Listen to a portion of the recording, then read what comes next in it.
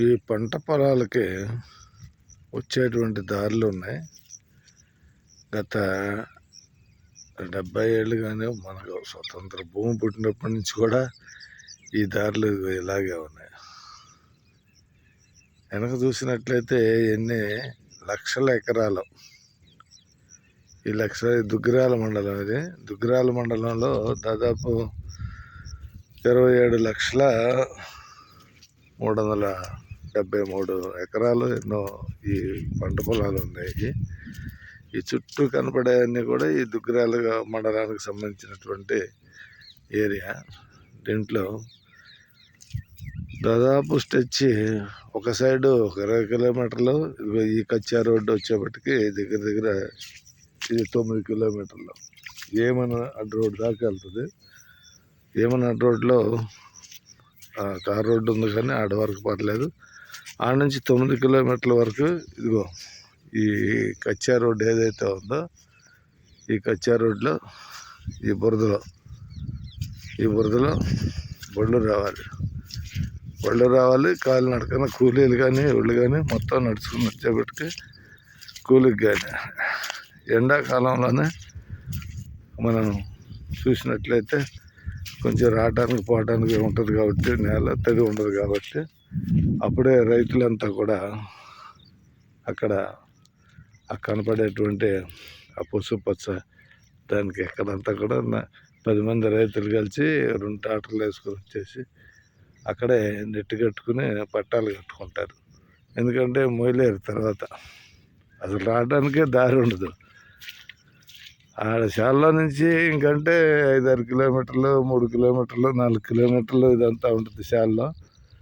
ఇది మోయటానికి రైతులకి ఇబ్బంది ఉండదు కానీ సరే వచ్చేటువంటి సదుపాయమే ఈ రోడ్డు మరీ అస్తవ్యస్తంగా ఉంది.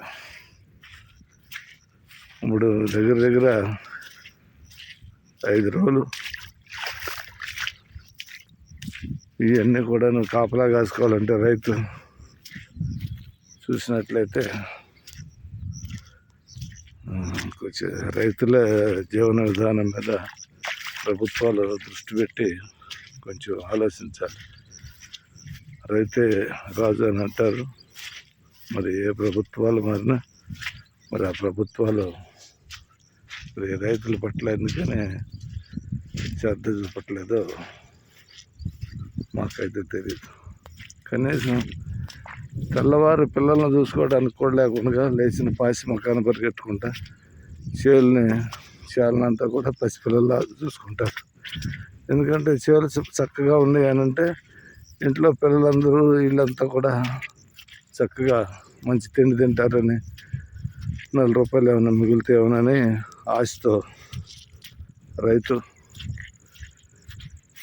వేళ్ల తరబడిగా చేస్తున్నటువంటి కష్టాన్ని ఏ ఒక్క ప్రభుత్వం కూడా గుర్తించట్లేదు. దయచేసి ఇది దాదాపు 20 గ్రామాలు, 15 గ్రామాలకు సంబంధించినటువంటి ప్రాబ్లం. దీన్ని దృష్టిలో తీసుకుని సత్వరమే కొంచెం సరైనటువంటి మధ్యలో 2 దారులన్న కనీసం వెసులుబాటు చుట్టూ తిరిగేదానికి 100 లక్షల ఎకరాలు, ఈ లక్షల ఎకరాల్లో పంట మొయ్యాలంటే మీరే చెప్పండి. ఎండప్పుడు ఈ రోడ్డు పర్లేదనుకోండి, ఎండలో వస్తుంది. కానీ చినుకులు పడితే పంట చేతికి వచ్చేటప్పుడే వర్షాలు కానీ తుఫాన్లు కానీ వస్తాయి. అలాంటప్పుడు పరిస్థితి ఏంటి రైతుకి? కాబట్టి కనీసం ఈ రోడ్డు అన్నా ఉంటే ఏదో 2 పట్టాలు తెచ్చుకుని ఏదో ఒకటి తెచ్చుకుని కొంత మట్టుకు ఏమైనా కాపాడుకోగలుగుతాడు. కొంచెం దయచేసి పెద్ద మనసు పెట్టుకోవాల్సిందిగా ప్రణామాలు జరుపుకుంటున్నాం. గ్రామ ప్రజలంతా కూడా ఎవరొచ్చి ముందుకు మాట్లాడారు, ఎవడు మాట్లాడారు అనేది కాదు, సమస్య అనేది తీసుకోవాలి. ఆ సమస్యలో నిజం